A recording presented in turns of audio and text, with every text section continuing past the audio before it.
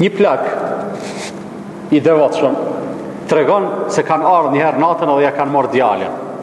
Ata paramilitarët ose milicit që tashim të njoftën, do të thonë kanë bërë edhe terminologji për ta, i thonë shebiha, fantazma, njerëz lugetër, njerëz të këqij që s'mundesh me paramendu se sa të këqij janë ata, kanë dalë dhe kanë mbledh djem të rinë për familje të ndryshme. Edhe këta me ditë tona po presin se mos po vjen ndonjë farë lajmi prej. Ky plaku tash non stop thotë, unë po rri i byllën në shtëpi, s'po guxoj me dal, po i fali namazet, po fali namaz natës edhe po bëj dua, po them, o Allah, djalin tim i cili e kishte pas emrin Jahja, shpëtoje, ruje, mbroje. Dhe prisja kur po troket dera me e pa se a mos po vjen, a mos po më kthehet djali. Dhe kështu kalonin netët e gjata, pritja e pafundme. Derisa një natë trokiti dera, mirë po trokiti shumë rrëmbyeshëm. Njerë tha mendova mos mu ka kthy djali, mirë po thash djali nuk troket ashtu. Dhe kur dole e hapa derën e parë se ishin ata të regjimit, ata kriminalt. Edhe më pyetën, a jeti filani? Po. A është djali jot filani? Po. Thot me ardh nesër në mëngjes në morg me marr trupin e tij. Një fjali kanë mbledh djem të ri, kanë torturu sa i kanë torturu, në fund i kanë likuidu dhe pa kur farë përgjithësie ju kanë thënë, hajdeni me i identifikua dhe me i marrë me i varos djem të ju. Qohet plaku, shkon në atë venin e caktum, thot kur shkova atje pa shumë familjar që kishin ardhur me i marrë të vrart e vetë. Edhe nuk deshta edhe në qasi situate, edhe në qasi rashti me shku me ushtyme ta, kështu që unala me një qash edhe ula edhe mendojsha vetë me vete për kohën kur e kom pas djalin fëmijë, qysh e kom rrit, qysh e kom eduku, qysh më kanë digju, kujtime me një fjalë që se cili prind është i gatshëm për fëmijët e vet me i revoku, sidomos në situatat këtilla. Dhe njëkohësisht thot bëjsha dua, bëjsha dhikr, lexojsha Kur'an që kam bike ndërmend. Dhe Allahu e din ndoshta me orë tëra ka kaluar në atë kohë, në atë gjendje plaku, duke prit me ardhradha, anë të vërtet pa vetë dije, pas qeni vëmendshëm se çka po ndodh për rreth tij. Dhe një moment thot ma ka prish atë qetësi, ai kriminali, ai polici kur ka ardhur më ka thonë, "Çohu plak se vetëm ti mbete, as po don me marr xhenazën e djalit ta?" Edhe u ngrita unë e pash se këtë njerëzit kishin shku. I kishin marrë ata vet pa e vrejt ky fare. Thot hyna aty mbranda në morg edhe pash kufoma, xhenaze të djemëve të ri të ekspozume. Edhe po shkojën e pit të parit duke i shiku me rand. E shikova të parin, thash ky nuk është djali jam, vetë me vete. E shikova të dytin, s'është as ky. E shikova të tretin, nuk është.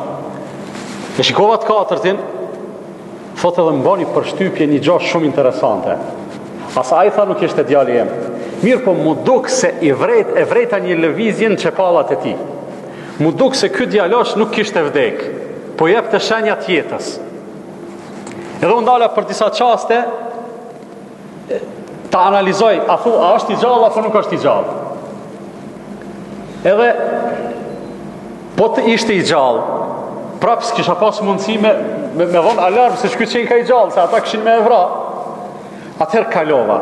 E shikova tjetrin, diku ka fundi, sa e pash kufomën e djalit tem. Edhe isha i bindur se djali jam është i vdekon. Mirë po ky, për cilin mendoja se është i gjallë, tha nuk mu largoj ke prej mendjes. Edhe shkova deri në fund edhe nuk e identifikova asnjë kufom. Pastaj tha edhe njëra i polici tha, ti djalin tënd nuk je ka e njeh? I thash, apo më lejon ti shikoj edhe një herë. Tha shikoj edhe një herë shpejt se po du me mbyll. Edhe tha shkova, i pari, i dyti, i treti, ai i katërti, tha pata qef edhe një herë veç me u vërtetua është gjallë, a nuk është, edhe mu mosh menja se ky njeri është gjallë. Edhe i thash që ky është djali jam.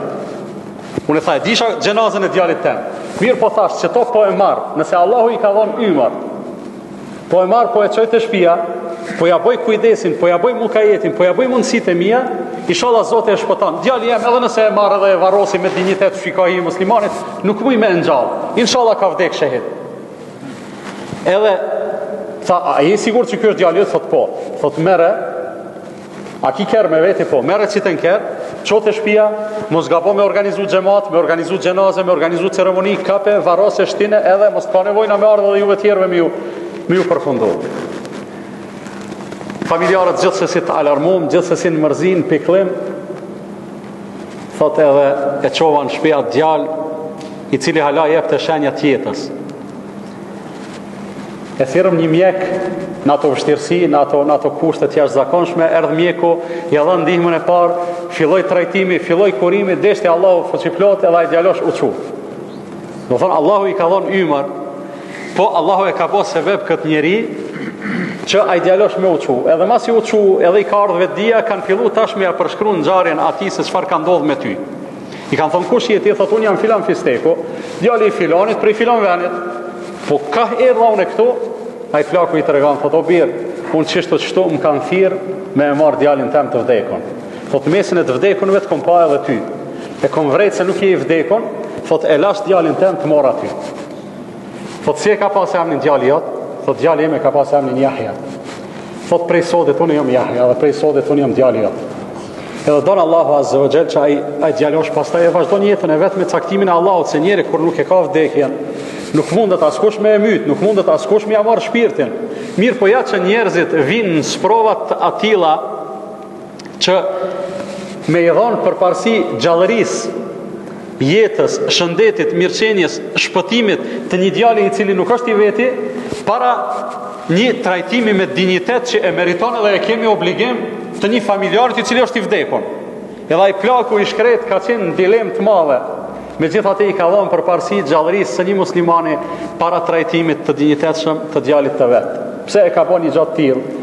Vetëm për arsye se zemra e tij ka qenë e mbushur me bindje ndaj Allahut fuqiplot, edhe s'ka dyshim se një gjest të tillë vetëm Islami është ai i cili e mbjell në zemrat e njerëzve.